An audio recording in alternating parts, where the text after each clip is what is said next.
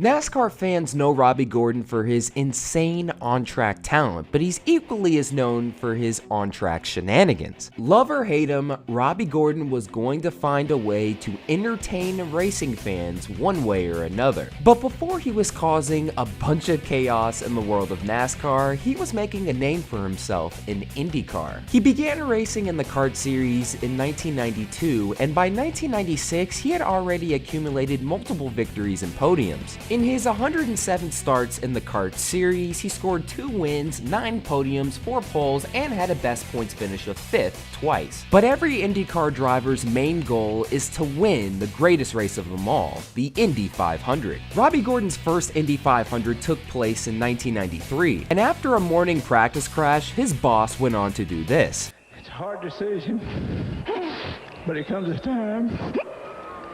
I don't know.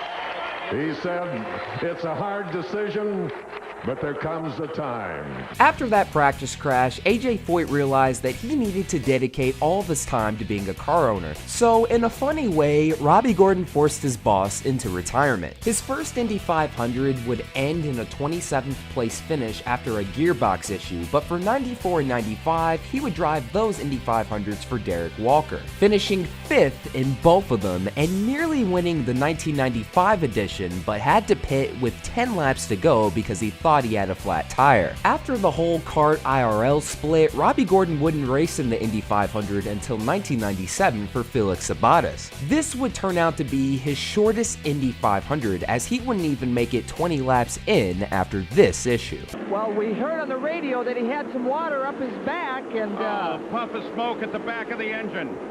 Also, Lazier was there. The smoke coming out. Robby is really mad, but Lazier was really moving when he went by here. And apparently the engine blew and got hot water down into the cockpit.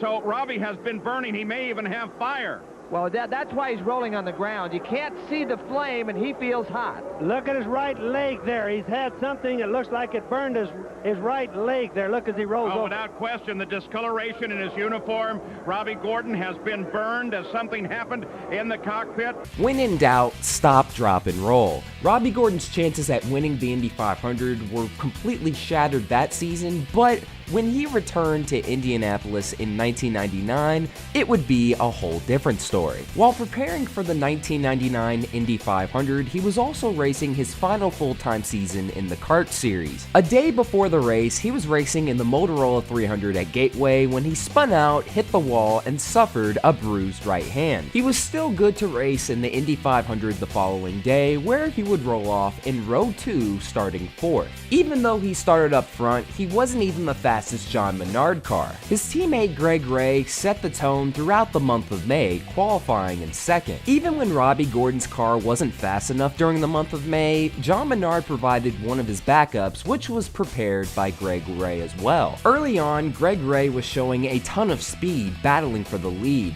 but unfortunately for Robby Gordon, while he was running in the top 10, during green flag pit stops, he was trapped a lap down when the caution came out. Already a quarter into the race, Robby Gordon had a deep hole to dig himself out of, while his teammate Greg Ray was stealing the show. Greg Ray is the leader. Robby Gordon, not the performance that perhaps many expected. He's back in 18th. Well, we got some good stuff happening. Look, these guys aren't done with it yet. That's Robby Gordon going underneath Kenny Breck. Breck's probably trying to get his heartbeat somewhat calmed down before he goes after these guys again. Gordon is not on the lead lap. He's a lap down in 14th position, but still running well. For most of the race, Robby Gordon had an uphill battle. You have to remember, there's no lucky dogs in IndyCar. He had to pass the leader straight up on the track to get his lap back. Fortunately, John Menard's other car and Greg Ray had a great shot at winning the Indy 500 until... Routine pit stop for Greg Ray, but once again as Ray leaves near contact, and there is contact with Mark Dismore. Wow, right on pit road. Ray was leaving, Dismore coming in, and now both cars sit nosed in at the far end of the cruise. Now begin to scamper down. After leading 32 laps and running up front for all of the race, Greg Ray had to DNF after that pit road incident on lap 120.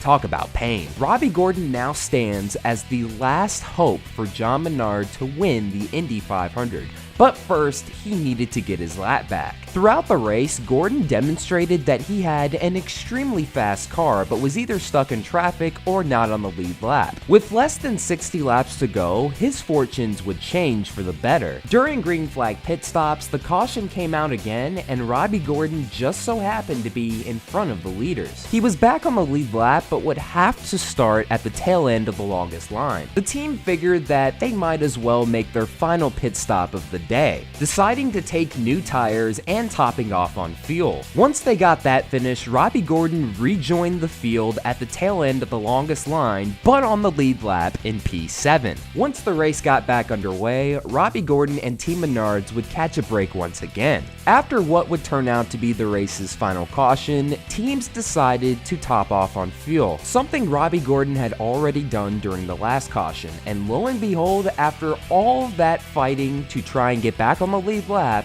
Robby Gordon was finally leading the Indy 500. Last driver to win the Indianapolis 500 from the 4th starting position, where Robby Gordon started today, Bobby Rahal back in 1986. Well, how about the story with Robby Gordon, though? He comes here with a different car. He can't get it up to speed, so he has the luxury of getting into Greg Ray's backup car. Greg did most of the work with this car to get it set up. Now, this doesn't usually happen to drivers, but Robby's got to be smiling to himself right now. Every one of these extra laps of yellow is huge for Robby Gordon. 27 laps to go. They say if we go green the rest of the way, it's going to be very nervous. They'll be very close. With a lap of yellow or so, they think they are good.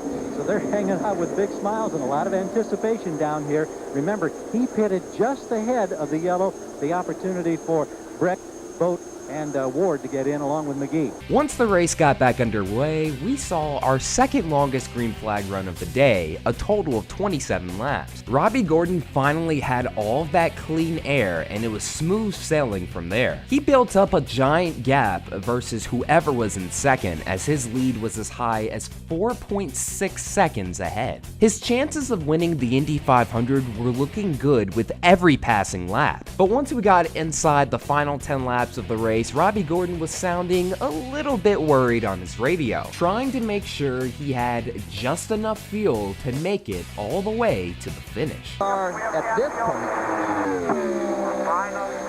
Jeff Ward, who is currently running in third, you heard the radio transmission. Robby is being told that they are okay on fuel. Breck's best finish here at Indianapolis was 6th. Your fuel is okay. We're okay. Don't worry about it. Drive.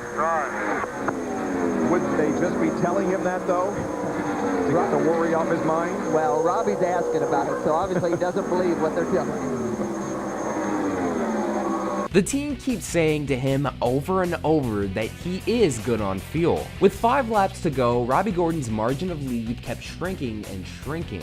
Not because he was trying to save fuel, but because he had caught lap traffic. Before reaching 2 laps to go, his shortest margin of lead was 1.3 seconds. Sitting in second spot, hoping for Robby Gordon to make a mistake, was Kenny Breck, who happened to drive for AJ Foyt. With both drivers continuing to hit their marks, it would be hard for Kenny Breck to somehow take the lead straight up. Robby Gordon was about to drive his way into the Indy 500 history books, but coming off of turn 4 to get the white flag, it all came crashing down.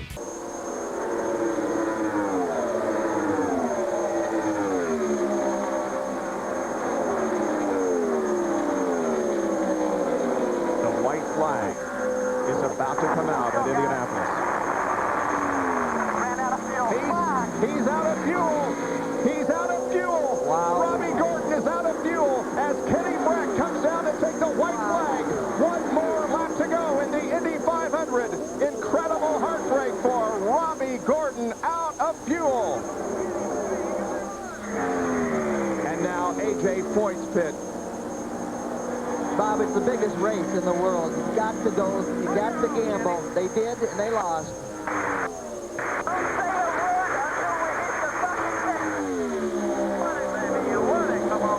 Half a lap to go for Breck. Keep coming, Kenny. Keep coming. You only got the white checker this time. Come on.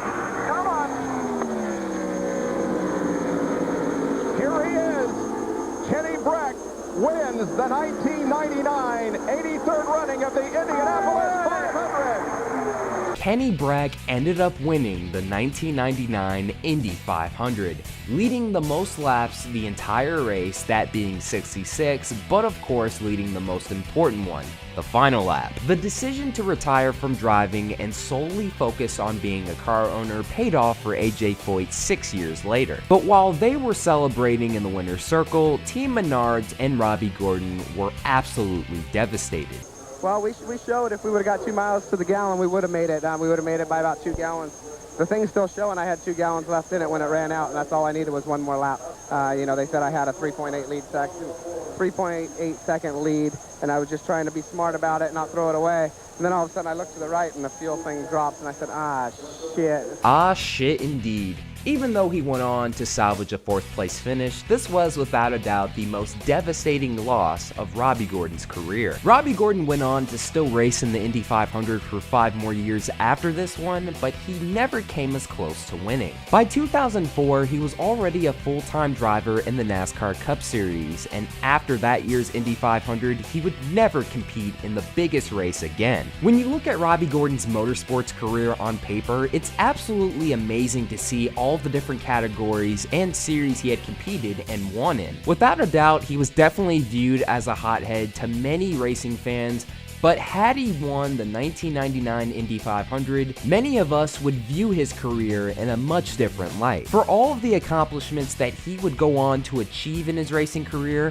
let's never forget the time that Robby Gordon almost won Indy. And once again, that'll do it for another video. Thank you guys so much for watching.